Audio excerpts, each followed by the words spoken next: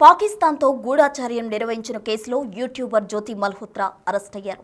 ఈమెపై ప్రస్తుతం సోషల్ మీడియాలో తీవ్రమైన చర్చ జరుగుతోంది. అసలు ఈమె ఏ ప్రాంతానికి చెందిన వ్యక్తి? పాకిస్తాన్తో ఈమెకు ఉన్న సంబంధం ఏంటి? పోలీసులు ఎందుకు అరెస్ట్ చేయాల్సి వచ్చిందన్న పూర్తి వివరాలు ఇప్పుడు తెలుసుకుందాం. జ్యోతి మల్హోత్రా ట్రావెల్ బ్లాగ్స్ చేస్తూ వివిధ దేశాలు తిరుగుతూ ఉంటుంది. ఈ క్రమంలోనే పాకిస్తాన్, చైనా, ఇండోనేషియా వంటి ప్రదేశాలు చుట్టేసింది. అక్కడి అందమైన ప్రదేశాలు, టూరిజం గురించి వివరిస్తూ ఉంటుంది. ఈమె ఛానల్కు దాదాపు 4 లక్షల మంది సబ్స్క్రైబర్స్ ఉన్నారు. అంతేకాకుండా ఇన్స్టాగ్రామ్, ఎక్స్ వంటి సోషల్ మీడియాలో పెద్ద ఎత్తున ఫాలోవర్స్ను సంపాదించుకుంది జ్యోతి మల్హోత్రా. ఇలా తిరిగే క్రమంలో భారతదేశానికి సంబంధించిన అత్యంత సున్నితమైన సమాచారం పాకిస్తాన్ సైనిక నిఘా సంస్థ అయిన ఇంటో సర్వీసెస్ ఇంటెలిజెన్స్ కు అందించారన్న అనుమానాలు తెరపైకొచ్చాయి. అలాగే పాకిస్తాన్లోని కతాస్ రాజ్ అనే దేవాలయంతో పాటు పలు హిందూ ఆలయాల్లో వీడియోలు తీసి తన యూట్యూబ్లో పోస్ట్ చేసింది. అంటే పాకిస్తాన్లో హిందూ దేవుళ్ల పట్ల ఎంత గౌరవం ఉందో చెప్పేలా ఈ వీడియోను షేర్ చేసింది. తద్వారా మన దేశంలోని హిందువులకు పాకిస్తాన్ పైన మంచి అభిప్రాయం కలిగించేందుకు దోహదపడింది.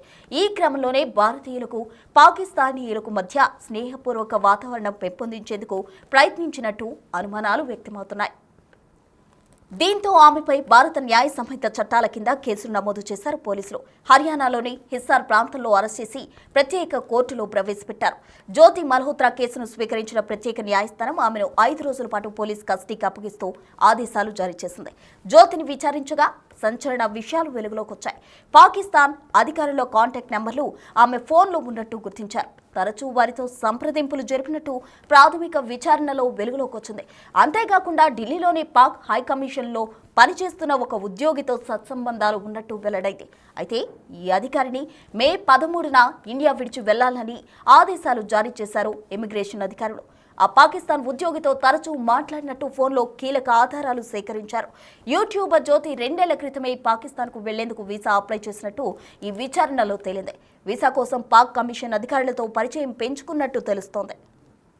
ఈ సమయంలోనే యసాన్ ఉర్ రహీం అలియాస్ డానిష్ అనే వ్యక్తి పరిచయం అయ్యారు. ఈ క్రమంలోనే జ్యోతికి వీసా లభించింది.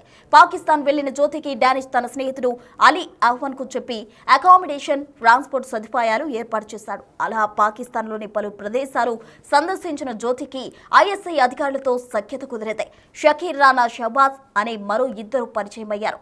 రానా షహబాజ్ ఫోన్ నెంబర్ను జాట్ రాంథావా అనే పేరుతో సేవ్ చేసుకుని ఉన్నట్టు పోలీసులు గుర్తించారు. వీరందరికీ వాట్సాప్, టెలిగ్రామ్, స్నాప్చాట్ యాప్లను ఉపయోగించి భారత రహస్య సమాచారం చేరవేసిందని తెలియదు.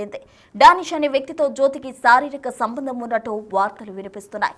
ఇద్దరూ కలిసి ఇండోనేషియాలోని బాలి ద్వీపంలో గడిపిన కొన్ని వీడియోలు వైరల్ గా మారాయి. అయితే ఇంటి గుట్టు దాయాది దేశంతో పంచుకున్నట్టు కేసు నమోదు చేసి దర్యాప్తు చేసిన పోలీసులకు కీలక ఆధారాలు లభించినట్టు తెలుస్తోంది.